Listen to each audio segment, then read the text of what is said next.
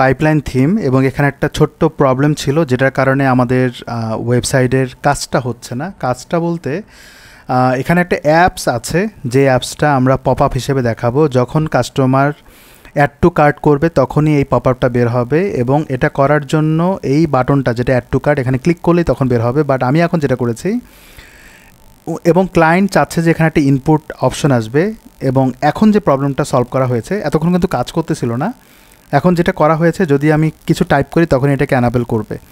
যদি এটা না করি এবং এটা কেউ যদি কিছু নাও লেখে তবুও যদি ক্লিক করে, সেটা কিন্তু অ্যাড টু কার্ট হতো আগে, এবং তখন কিন্তু পপ আপটা বের হতো না। বাট এখন যেটা করা হচ্ছে, তাকে অবশ্যই এখানে ক্লিক করতে হবে এবং অ্যাপস থেকে এই পপ আপটা আসবে, এবং এখান থেকে কোনো একটা চুজ করতে পারে, অথবা চাইলে সে ক্লিক করে রিডিরেক্ট করে কার্ড পেজে যেতে পারে।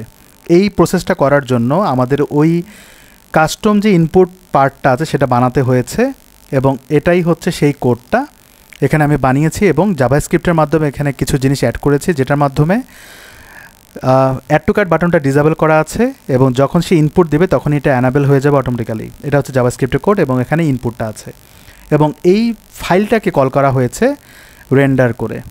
এই হচ্ছে কোড যেটার মাধ্যমে আমরা এই অপশনটা তৈরি করেছি, এবং এখানে কিন্তু কাউন্টডাউন হচ্ছে, আপনি খেয়াল করবেন 10টার বেশি ক্যারেক্টার সে দিতে পারবে না ক্লায়েন্টের রিকমেন্ড অনুযায়ী।